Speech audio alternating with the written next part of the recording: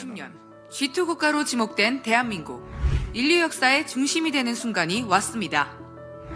중국의 만리장성, 이집트의 피라미드, 사우디 메카, 로마의 바티칸은 인류의 역사를 이끌어온 상징적 랜드마크입니다. 이곳을 찾는 이는 한 해의 평균 1,000만 명 이상이 됨으로써 국가의 한 경제적 축을 감당하고 있습니다. 그러나 전 세계에 개신교 정신을 담는 역사적 공간은 없었습니다. 천주교 바티칸은 한 해에 700만 명, 이슬람교 메카는 한 해에 1,600만 명.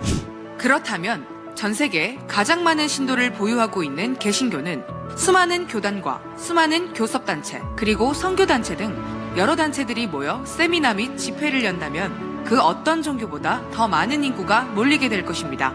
세계 기독청이 지어짐으로써 불러오게 될 나비 효과는 다음과 같습니다. 첫째, 국가적으로는 GNP 5만 부를 쉽게 능가할 수 있습니다. 종교의 중심지를 찾아오는 관광객들의 수가 많아지는 만큼 그간 멈췄던 대한민국의 성장의 시계를 다시 돌리는 획기적인 사건이 될 것입니다. 둘째, 월드컵, 올림픽을 영구히 유치하는 것과 같은 효과가 일어납니다. 사우디의 메카, 로마의 바티칸이 아직도 그 명맥을 유지할 수 있었던 까닭은 종교적 중심지이기 때문입니다. 전 세계적으로 가장 많은 신도수를 가지고 있으면서 구심점이 없었던 개신교회, 세계 기독청이 세워지기만 한다면 그로 인해 유입되는 관광객 수는 사우디, 로마를 능가할 것이 자명합니다. 셋째, 세계인들이 찾음으로써 북한의 도발을 억제할 수 있으며 한반도의 자유통일을 이룰 수 있습니다. 정치인들이 평화를 운운하며 만들어내는 통일에 자유는 없었습니다. 그러나 기독교의 가치인 자유를 담은 세계 기독청이 대한민국에 세워진다면 적화의 흐름을 사전에 완벽하게 차단함으로써 한반도의 자유 통일을 앞당길 수 있습니다. 넷째, 유엔 총회와 같은 영향력을 선사할 것입니다. 전 세계에 영향력 있는 인사들이 세계 기독청을 찾음으로써 유엔에 버금가는 세계적 단체가 될 것입니다. 이렇듯 세계 기독청이 대한민국에 연쇄적으로 일으키는 폭발적 영향력은 징기스칸 이후 최초로 동양이 전 세계를 이끄는 역사를 만들게 될 것입니다. 세계 기독청은 대지 10만 평, 공사 기간은 3년, 장소로는 용산 미군부지 골프장, 동시에 컨퍼런스를 진행할 수 있는 돔시설, 돔 4각의 40층과 더불어 5성급 호텔의 숙소 제공, 66개의 대형 VR 가상현실 성경 체험관을 통하여 개신교 교회의 새로운 프로세스를 만들 것입니다. 매주 12만 명의 세계 개신교 사역자 초청 세미나를 진행할 수 있고 쇼핑센터까지 들어선다면 연 관광객 1천만 명을 유지할 수 있습니다. 코로나로 인해 무너진 서울시 용산의 경제를 일으키며 수많은 일자리를 창출하게 될 것입니다. 이로써 서울은 인류 역사적 랜드마크를 보유하는 세계의 중심지로 서게 될 것입니다. 선교사 파송 1위 국가가 된 유일무이한 나라 대한민국. 리더 국가를 만들 수 있는 유일한 방법. 세계 기독청.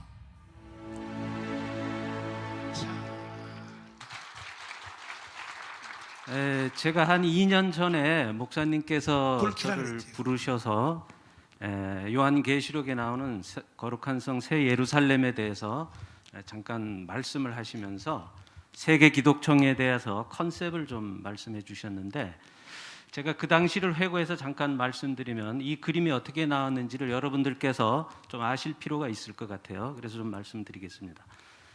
이 칠판에 이제 이렇게 그리시면서 말씀을 하셨는데, 그때 어떤 말씀을 하셨냐 하면 요한계시록의 새 예루살렘 성을 구체적으로 형태화한 말씀이었어요. 그래서 크게 보면 12만 명이 일시에 예배할 수 있는 집회실이 있고, 그 다음에 그 주위로 한 3, 40층 되는 호텔이 있어서 12만 명이 거기서 동시에 숙소 겸 생활할 수 있고 하나의 작은 도시고, 그 다음에 그 말씀을 하시면서 모세가 지은 성막에 대해서 또 쭉 말씀을 하셨어요.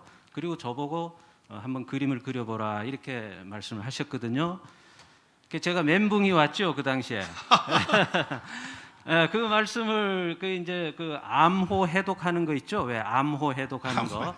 그런 심정이었습니다. 그래서 와서 상당히 고민을 했는데 도저히 제가 이해를 할 수가 없어서 목사님 하신 그 말씀을 제가 도무지 이해를 할 수가 없고, 제가 설계를 그래도 한 30년 정도 했는데 저기 과연 이 상상이 안 가는 그런 이제 말씀이셨어요. 근데 너무 갑갑해서 그 목사님 또 말씀을 하셨는데 이걸 어떻게 재현을 시켜야 되는데 도저히 제가 이 영안이 뜨질 않아서 도저히 이해도 안 가고, 그래서 제가 계시록을 한 300번을 읽은 것 같습니다.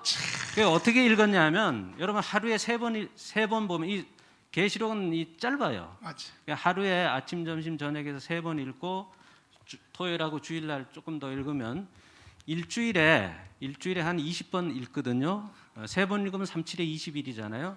그럼 한 달 읽으면 한 80에서 90번 읽거든요. 3달 읽으면 돼요. 3달. 차 타고 가면서 또 오디오로 듣고, 그래서 이걸 이제 들으면서 어떤 현상이 일어났냐 하면, 목사님 말씀을 이제 점진적으로 제가 이걸 이해하기 시작했는데, 계시록을 보니까 저는 사실 교회를 많이 출석을 했지만 계시록을 제대로 읽어본 적이 없었어요. 맞아. 그냥 뭐 앞에서 그냥 이렇게 왔다 갔다 했는데, 그때 이제 목사님 말씀을 또 계시록을 제가 처음 이제 한번 읽었는데, 처음에는 읽어도 뭔 뜻인지 전혀 모르겠더라고요. 이게 뭐 도무지 일이 모르는 그런 내용인데, 제가 읽으면서 요한계시록에 대해서 나온 부분을 이렇게 밀도 있게 보면은, 그 앞에 보면은 대부분 성경에 나오는 계시의 말씀이 하나님이 선지자를 통해서 계시를 하잖아요. 인간에게 직접 말씀을 안 하시거든요. 근데 계시록을 보니까 선지자와 천사에게 동시에 이제 계시를 하셔서, 그러니까 두 주체가 메신저가 있더라고요. 맞아. 그래서 이 계시록은 계시록 중에 계시 중에 계시구나. 그래서 목사님께서 받은 저에게 말씀한 저것이 저희 계시겠다. 저게 이런 생각을 했고, 그래서 계시록을 보는 과정에서 이 거룩한 성 새 예루살렘이 하나님께로부터 하늘에서 땅으로 내려온다, 이렇게 기록이 되어 있는데, 그 성에 대해서 어떻게 설명을 하고 있냐면 성곽이 있거든요. 이제 목사님 그때 말씀을 주셨는데 그때는 제가 알아듣지를 못했고, 21장. 계시록을 보다 보니 성곽이 있는데 그 성곽에 12문이 있고, 그죠? 동서남북으로 4개의 문이 있고, 그 성곽 기초에 또 12기초석이 있는데 그 위에는 12지파의 이름이 있고 밑에는 12사도의 이름이 있는 거예요. 그 다음에 복판에 성이 있는데 그 성은 가로 곱하기 세로 높이가 같더라, 이렇게 되어 있는데, 그게 현대 스케일로 하면은 그게 12,000 스타디온이니까 현대 스케일로 하면 2240km거든요. 그게 하나의 상징적인 지수라 하더라도. 자, 근데 거기서 독특한 장면이 뭐냐면 예루살렘 성곽에 대해서 이렇게 기록을 하고 있더라고요. 재료에 대해서, 건축 재료에 대해서 벽옥으로 되어 있는데 수정 같더라. 그 다음에 성에 대해서는 정금으로 되어 있는데 유리 같더라, 이렇게 되어 있는 거예요. 그 이해 가세요? 그게 벽인데 어떻게 이게 투명할까? 여러분, 금이 불투명 소재죠. 금은 유리처럼 보이지 않습니다. 근데 금인데 유리 같더라, 이렇게 되어 있거든요. 그게 저는 이렇게 이제 느낀 거예요. 제가 목사님 말씀을 듣고 이게 이제 제 앞에 온 거는 한계입니다. 한계, 리미트 상황, 가로막힌 담이죠. 산입니다. 이걸 뚫고 나갈 수 없는 한계에 봉착해 있는데, 이 말씀이 불투명한 벽옥 같은 그 소재가 투명으로 보이는 거고, 금과 같은 불투명 소재가 유리처럼 보이는 거예요. 거기서 이게 풀리기 시작한 겁니다. 공간적으로. 그러니까 한계를 뛰어넘는 초월적 계시인 거예요, 이게. 근데 이런 대목은 성경에 많이, 계시에 많이 나와 있는데, 특히 그때 말씀을 하시면서 이 예루살렘 성의 모범을 모세가 성막으로 보여줬다, 이런 말씀을 하셨어요. 이게 뭔 말씀인지 저는 몰랐는데, 보니까 이 거룩한 성 새 예루살렘이 우리가 꿈꾸는 천국 아닙니까? 에덴 동산이 없어졌다가 이게 이제 신라곤이 복락원으로 된 거거든요. 그것을 맛보기로 보여준 게 이제 성막이라는 거예요. 성막. 근데 그 성막을 하나님이 모세한테 계시를 했단 말이죠. 모세한테 계시를 했는데, 그걸 이제 부살레가 올리압이 이제 이걸 그려내는데, 바로 그 성막이 요한계시록을 보니까 예루살렘 성전의 모형이더라고요. 보니까 똑같아요. 공간 구조가 이런 것들이. 맞죠. 그리고 거기 있는 지성소가 가로 곱하기 세로 높이가 같아요. 그럼 유일하게 성경에서 가로 곱하기 세로 높이가 같은 것이 요한계시록의 예루살렘 성입니다. 맞죠. 이 성입니다. 그럼 지성소라는 건 하나님의 임재 그 자체거든요. 그럼 새 예루살렘 성에는 성전이 없어요. 그냥 어린 양이 성전 자체가 되시는 거거든요. 그래서 목사님께서 12만 명이 집회하는 공간을 말씀하신 것은 바로 성전 되시는 예수 그리스도의 지성소를 의미하는 거였구나 하는 걸 느꼈고, 그 다음에 성벽에 성곽에 그 높이가 144규빗인데 현대적인 스케일로 말하면 그게 한 65m 돼요. 63빌딩 그 정도 됩니다. 그 정도인데 거기 위에 12지파의 이름이 있고 밑에는 12사도의 이름이 있다라고 되어 있거든요. 그럼 그게 뭘까? 그거는 저와 여러분과 같이 예수를 따르고 하나님을 경외하고 믿는 사람들의 총체적인 의미죠. 맞아요. 12지파 12사도니까. 그렇죠. 그러니까 목사님은 그거를 12명이 머물 수 있는 호텔로 저한테 말씀을 하신 거예요. 그렇지. 세계 만방의 백성이 와서 머무르는 곳, 12사도 12지파의 의미였던 거예요. 그렇지. 그래서 이런 거를 해독해 나가면서 목사님께서는 선지자시구나. 이게 계시가 우리 같은 사람은 도저히 이해할 수 없는 하나님의 영감을 받아서 저한테 말씀을 해주신 것이고, 그래서 이제 이 그림이 나왔고, 그림도 보면 처음에 아는 이 그림이 아닙니다. 이제 돌로 돼 있어요. 그러니까 벽옥에 제가 끝난 거예요. 벽옥. 영각의 재료가 벽옥인데 수정 같더라라는 데까지 못 나간 겁니다. 정금이다. 근데 유리 같더라까지 못 나간 거죠. 그럼 제가 이제 두 번째로 이 예루살렘 성이 지금 우리가 세계에서 바티칸이 가장 작은 나라인데 기독교적인 어떤 그 캐톨릭의 성지가 되어 있고, 거기가 바티칸은 여의도의 6분의 1 면적밖에 안 됩니다. 작은 공간인데 그게 나라예요. 바티칸 시국이라고 부릅니다. 그게 나라기 때문에. 근데 그 바티칸은 1년에 660에서 700만 명이 와요. 한 해에. 그럼 거기 한 달에 거의 뭐 50만 명이 온다는 겁니다. 그리고 그 바티칸이 이태리 GDP에 약 15% 이상의 파급 효과를 주고 있거든요. 그 작은 여의도 6분의 1에 되는 면적이. 근데 거기를 가보면 여러분들도 많이 가보신 분이 있는데, 제가 바티칸과 기독성을 간단하게 이제 설명을 드리고 이제 좀 맺으려고 합니다. 거기 가보면 거기는 하나의 박물관이 있고, 그다음에 베드로 성전이 있고, 교황이 머무르는 곳이 있고, 베드로 성당 대광장이 있거든요. 근데 그 광장은 베드로가 열쇠를 받죠. 예수님한테 천국 열쇠를 받잖아요. 그 광장이 열쇠 모양으로 되어 있어요. 그렇게 하고 거기에는 가보면은 그게 이제 로마 시내 복판에 있는데 그 성벽처럼이 언덕에 있어요. 그 바티칸이. 근데 거기를 가려면은 한 2시간 줄을 서야 됩니다.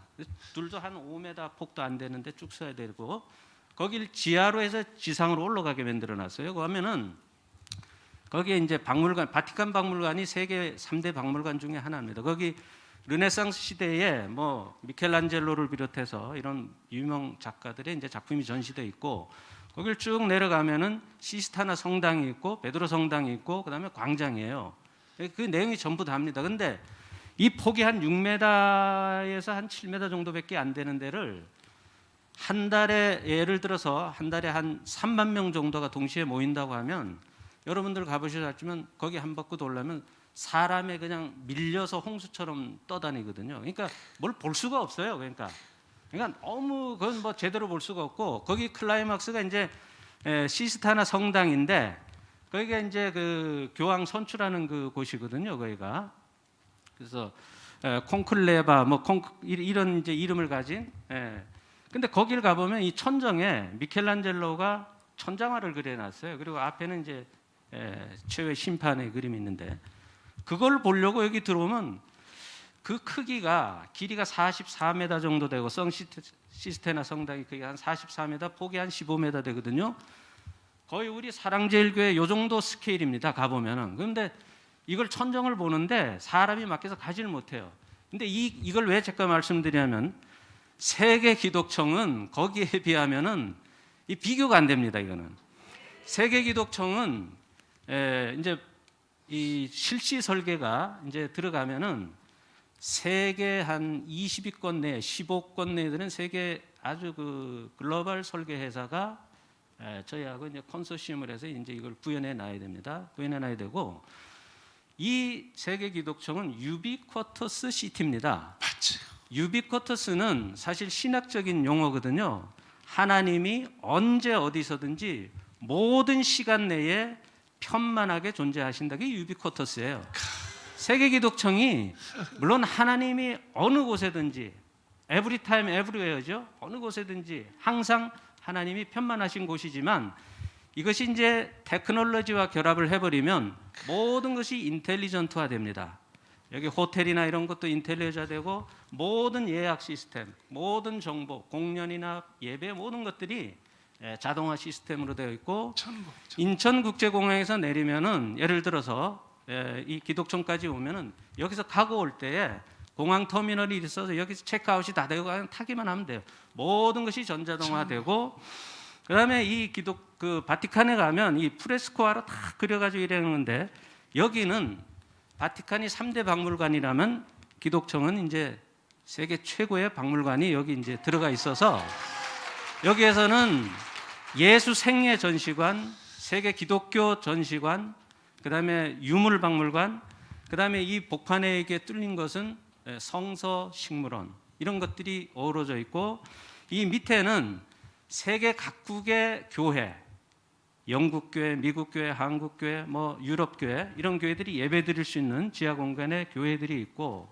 다양한 컨벤션과 스포츠 시설이 있고, 1, 2, 3층은 면세점을 비롯한 쇼핑 아케이드입니다. 레스토랑을 비롯해서 다양한 카페 거리가 있고, 그다음에 그 위에서부터는 한 35층까지는 호텔, 컨벤션, 숙박시설, 이런 시설들이 들어가고, 집회실은 12만 명이면은 여러분 저 상암동 월드컵 경기장 아시죠? 그거 2배입니다. 2배. 상암동이 6만 명, 많이 들어가면 6만 명 들어가거든요. 12만 명이면 그 2배 볼륨이에요. 그러니까 하나의 바티칸의 한 거의 한 5, 6배 되는 이제 하나의 시티가 들어서게 되고, 그다음에 이 안에 있는 유리는 전부 성경에 나오는 텍스트들을 IT로 영상화해서 여기서 쭉 전시가 되고 보여줍니다. 그러니까 바티칸에 가서 머리가 휘어지도록 볼 필요가 없는 거예요. 여기서 모든 것이 나오고, 그다음에 가상 실험 공간을 통해서 우리가 예수님 시대로 회귀해서 예수님과 같이 만찬할 수 있는 그런 공간, 그런 전시, 좀 이런 가상 공간 체험실들이 있고, 여기에는 세계 기독교의 모든 단체들, NGO 단체를 비롯해서 모든 기독교 관련 사무국들이 직결되어지고, 각종 세미나나 세계 언론들이 여기 직결이 되어지고 있고, 제가 봐서는 바티칸이 이태리 GDP에 한 11% 이상의 파급 효과를 준다면, 이 세계 기독청은 우리나라 GDP에 한 20% 정도까지 파급 효과를 미치는 그야말로 뉴 노멀 프로젝트입니다. 이 프로젝트이. 그리고 이 프로젝트를 통해서 저는 가장 목사님께 제가 감동을 받은 것은, 모세가 천국의 모형을 뭘로 나타내 줬냐면 성막으로 보여줬거든요. 맞죠. 그 객지 생활하고 광야에 고생하는 이스라엘 백성에게 그걸 보여준 겁니다. 하나님이. 그래서 성막 위로 구름 기둥과 불 기둥이 이스라엘 민족을 엑소도스를 감행하는데 늘 하나님이 함께했죠. 자, 그렇다면은 우리가 꿈꾸는 우리 승리의 궁극적인 목표가 천국인데, 뉴 낙원이죠. 새로운 낙원인데, 그 낙원을 거의 같은 형태로 재현시켜서 우리가 굳이 하늘나라 가기 전에 맞아요. 실제 하늘나라가 누리는 천국을 여기서 경험할 수 있게 해주는 거예요. 그렇지. 여기서 경험하게 해주는 겁니다. 저는 그래서 이것이, 이 기독청이 단순히 그런 사무적이고 어떤 우리 기독교의 세계적인 센터로서도 기능하지만, 우리가 영적으로 그렇지. 우리 삶의 궁극적인 목적을 우리가 여기서 미리 맛을 보고 하늘로 가게 된다, 이런 겁니다. 저는 이 세계 기독청이 모세가 보여준 성막에 비하면 너무나 완벽하고 진보되고 발전되어진, 거의 근접되어진 모형으로 생각하고 있고, 이 기독청은 저는 이미 이루어졌다고 봅니다. 이루어졌다고 보는 겁니다. 이루어졌다고 봅니다. 물론 목사님께서 끌고 나가시고 모든 것을 헤쳐나가시는데 벽옥같이 보였던 불투명한 것들이 투명으로 보이는 것이 그 자체가 기독청의 프로젝트임을 저는 알고, 여러분들의 삶이나 여기에 참여하는 모든 분들도 동일한 우리 앞에 놓여진 한계는 한계로 있기 위해서 존재하는 것이 아니라 뛰어넘고 부셔내는 걸로 존재하는 한계로 인식하길 바랍니다. 네, 감사합니다. 할렐루야. 다시 한번 박수하겠습니다. 우리 장로님에게 올리압과 부사엘의 영이 왔어. 벌써 내가 보니까 부사엘과 올리압이 모세가 시내산에 가서 봤단 말이야. 모세 혼자 봤거든. 와서 이게 말하는데 못 알아들어. 그랬더니 딱 기도했더니 성령이 들어가서, 그래서 부사엘과 올리압이 한마디 하면 열마디 알아들어버려. 우리 장로님에게 그런 영이 오신 것 같습니다. 감사합니다.